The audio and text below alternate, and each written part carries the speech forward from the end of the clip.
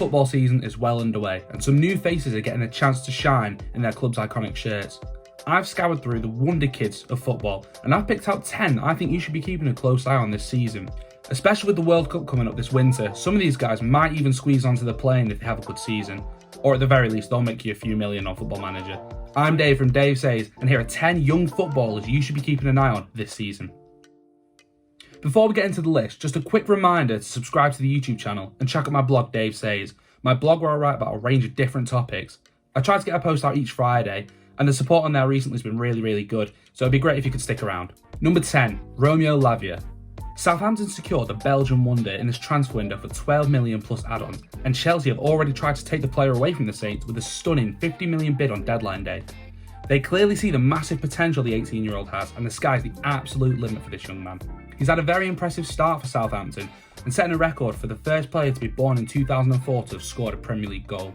That is a horrifying statistic. Lavia is a defensive midfielder, however he's incredibly confident in striding up the pitch and getting into goal scoring opportunities on the edge of the box. He stated that his inspirations are Barcelona player Sergio Busquets and his former Man City teammate Fernandinho. He visibly expressed himself to be comfortable when recovering the ball, making use of intense pressing using intelligence, tenacity along with pace, and when he makes line-breaking deep passes. While suffering an injury right now in that game against Chelsea, a full season of first-team football is going to do wonders for the young Belgian, possibly earning them a bigger move in the future, or perhaps back to the Etihad where City have a buyback clause for £40 million. If he carries this form on for the next couple of months, it might even get him onto the plane to Qatar. Only time will tell. Number 9, Malo Gusto. Another French starlet in an area that hasn't produced that many as of recent years, the Lyon right-back has started to feature a lot more frequently for the first team over the last season, starting the 2021-22 season as the official replacement of France international Leo Dubois. As several fullbacks were departing the club, including Matteo De Sciglio, Malvin Bard and Maxwell Cornet, Gusto started his first game during Lyon's opening match against Brest on the 7th of August. By doing so, he became the youngest defender to start a Ligue 1 game for Olympique Lyon since Samuel Umtiti. While still appearing to be behind Dubois in the right-back hierarchy in the late summer and autumn, Gusto still took the spotlight on several occasions under manager Peter Bosz's direction, as he started games such as the 2-0 Europa League away win against Steven Gerrard's Rangers, or the 2-1 Ligue 1 away loss against Paris Saint-Germain. Rising through the academy and hopefully taking the French league by storm, this attacking, explosive fullback will be on the radar of many of Europe's elite teams for the following seasons. Number 8, JAMAL Musiala. One of Europe's most elite young players is going to run the Bundesliga this season. A premier talent that decided to align his allegiance to Germany as opposed to England. After leaving Chelsea's Academy of Hoarded Wonder Kids in 2019 to join German giants Bayern Munich, Musiala has taken German and international football by storm by his maturity and versatility in attack. Musiala plays on both wings and can be deployed in any part of the midfield as well. He has a great eye and feeling for choosing the right spaces. He is very confident on the ball and can play well between the lines. On the 24th of February 2021, Musiala announced that he decided to represent his birth nation, Germany, for full international matches. He subsequently received his first call-up to the senior team for the 2022 World Cup qualifiers in March of 2021, making his debut on the 25th of March 2021 as a 79th minute substitute in a 3-0 win against Iceland. He scored his first goal in a 4-0 win over North Macedonia on the 11th of October. On the 19th of May 2021, he was selected for the squad for the UEFA Euro 2020. On the 23rd of June 2021, he became the youngest German player to feature in a major tournament in a 2-2 draw with Hungary in Euro 2020, aged a disgusting 18 years and 117 days. Whilst he actually broke through a couple seasons ago, I think this is the season where he's really going to come into his own in terms of his goal scoring and assisting. He's already notched up 6 goal contributions in 8 games so far, nothing to sniff at all. This young man will be certainly one to watch in the World Cup this winter, and he'll be one of the favourites for the Young Player of the Tournament award. Well, obviously after all the English players, after we win it of course. Number 7, MOISES CAICEDO.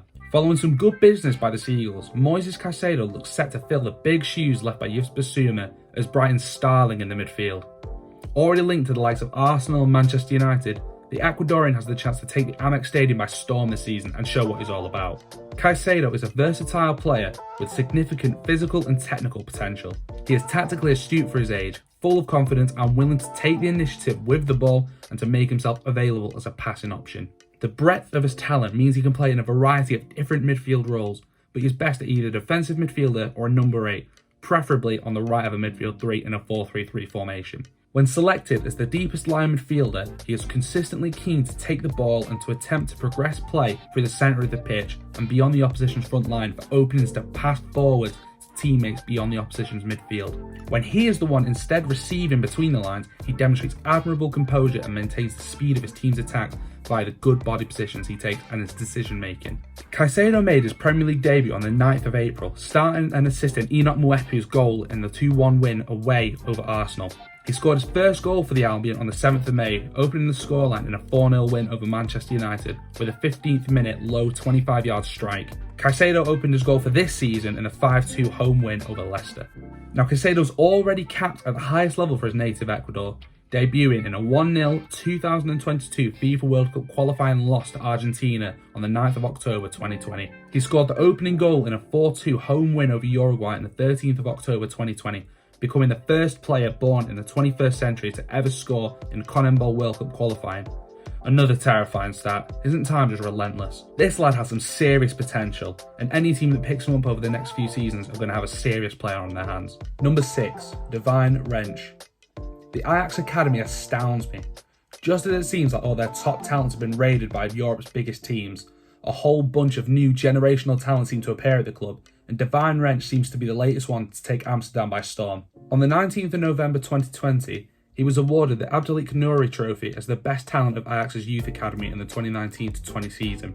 Following this, Wrench made his debut for Ajax's first team on the 28th of November under Erik ten Hag, making his first start on the 31st of January 2021.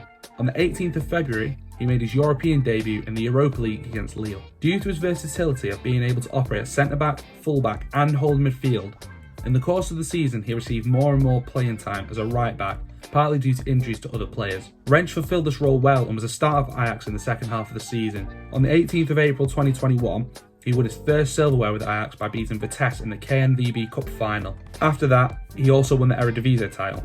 Now, with the gap left by Noussair Mazraoui upon his departure to Bayern Munich, Wrench is a definite starter for the Amsterdam side and will develop rapidly with his constant exposure to first-team football. He was described by Ajax's head of youth development as a true Ajax defender due to the comfort he's able to show in possession. Those are some lofty comparisons to the likes of De Boer and Rijkaard. The ability to play with both feet is something Wrench possesses, which will certainly help his development into an elite defender, whether a centre-back or full-back. Maybe down the line he'll follow Martinez, Antony and Ten Hag to Manchester, but wherever he ends up, he's going to be a supreme player. Number 5, ILAIX MORIBA. Being labelled as the next Paul Pogba is no easy task to live up to, but it's going to be an interesting season for the Ghanaian midfield as he plays for Valencia on loan from Red Bull Leipzig. A product of Barcelona's legendary La Masia Academy, MORIBA has been considered one of the best players of his generation and has very often been played in categories of players far older than him. MORIBA really stood out at age 15 when he scored a hat-trick against the Real Madrid under-19s. The most remarkable feat of this was his last goal, where he scored from the middle of the pitch at the start of the second half. In terms of his play style, MORIBA's movement has been a true standout of his performance for the senior team so far, proving to be the case from both the left and right of the midfield three.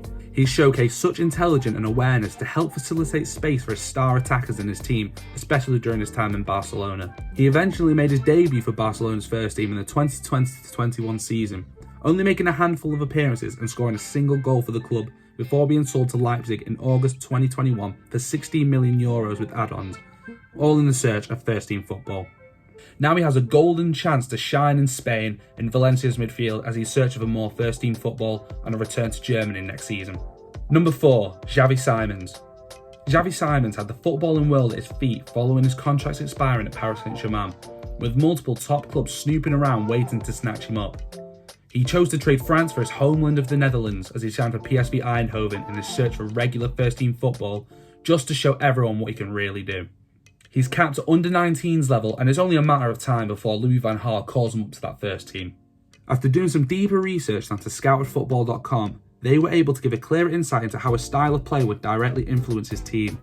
Operating primarily as an attack midfielder, Simon's skill set is unconventional. It's not quite a false nine role, rather a floating playmaker.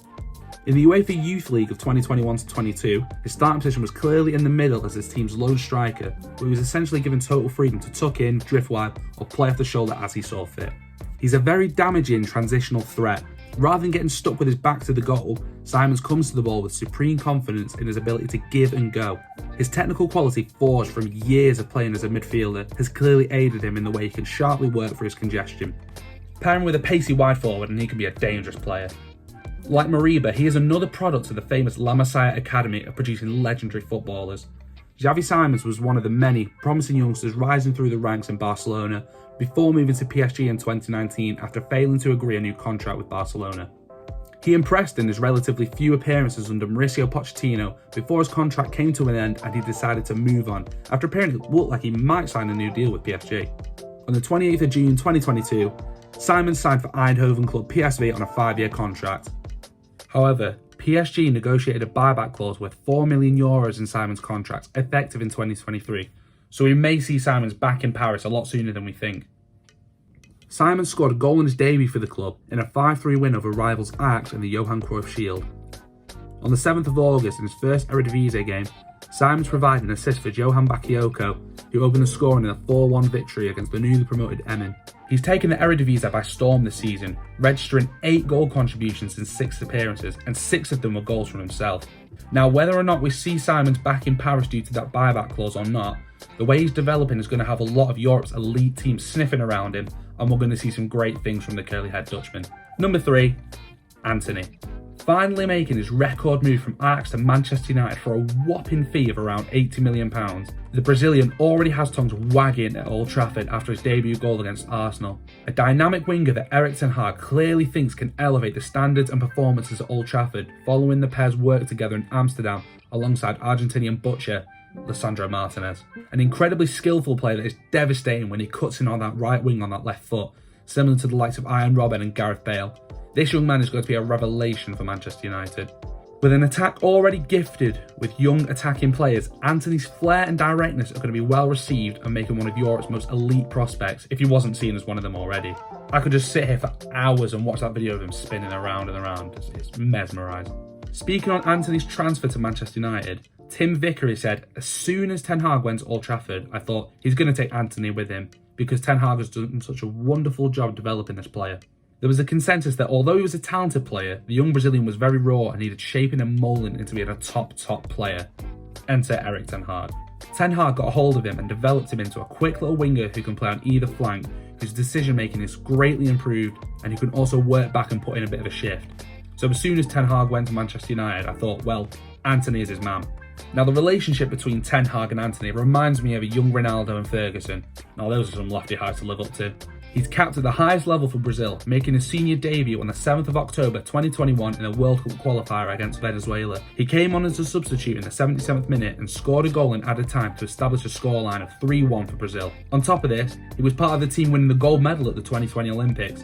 The future of Brazil's attack looks very promising with Antony in this team, alongside starlets such as Vinicius Jr., Rodrigo, Martinelli and many more. Seriously though, just look at him spin. Look at him. Mesmerising. Number 2, Lorenzo Lucca. This towering 6'7" machine recently made his move away from Italy to Ajax on loan with an option to buy as he looks to develop into one of Europe's elite strikers. This move marks Lucca as the first Italian player to play for Ajax, with the Ajax Academy being one of Europe's elite footballer production lines that we've seen so many times before and even on this list with Divine Wrench. Despite being only 21 years of age, the towering Italian has already had a well-journeyed career, playing for Chieri, Atletico Torino, Vicenza, Palermo, Brescia and Pisa before making the switch to Amsterdam. And he's another wonder on Football Manager, by the way. In terms of his playstyle, Lucca is a bit of a throwback striker in that he's a target man that relishes those aerial battles. His prowess in the air is one of his best aspects, and that makes him slightly unique in the modern era, as there aren't really any strikers of that ilk anymore. And no, this doesn't limit his game, and he's no means a simple battering ram. He has an impressive burst of pace as well as composure and finishing ability in front of goal. He's received call-ups for the Italian under-21 team, and who knows, if he has a good season, he might end up on that plane to... Uh-oh, that's a bit awkward. And number 1, Rooney Bargi. Now, if you know anything about me in real life, you'll know that this guy is my absolute hero. He's a hero in my Football Manager save, and I can see him developing into one of Europe's most elite wingers. Breaking into any first team at 16 years of age is an incredible feat in itself. But in a club featuring in the Champions League this season in the form of Copenhagen is very impressive. Dubbed the Swedish Messi for his ability to cut in off that right wing and hit a thunderbolt with his left peg, This starlet bagged his first goal for the Danish outlet just 2 weeks removed from his 16th birthday, becoming the youngest player to score in the Danish division in history, a very impressive feat. Bargi is an extremely skilled and versatile player able to play anywhere in the attack. With great technique on the ball, mobility, acceleration skills, fast directional shifts, short dribbling, good short mid passing, he's got it all. He likes to play in a free attacking role, granted the freedom to roam the pitch and find space with good vision, passing and playmaking skills. He's also very strong in 1v1 situations, unpredictable and very confident in his skills. The Kuwait-born wonder kid has already represented Sweden at under 21 levels, and you can imagine a starlet like him will be bursting into that pacey attacking line with players such as Kulusevski, Isaac, Elanga and many more. Since his debut, he's gone on to make 14 first-team appearances, scoring 2 goals. Bayern Munich, Dortmund, Chelsea and Ajax were all heavily linked with making a move for Bargi this summer. It'll be interesting to see after the season whether he ventures to a bigger team, but what we know is that the sky is definitely the limit for this young man. And that's my list. Let me know whether or not there's any wonder kids that you know about in the comments below. And also, feel free to let me know about any Football Manager saves or FIFA saves. I love hearing about those. And like I said before, subscribe to the channel, make sure you check out the blog, and I'll see you guys very soon. Take care.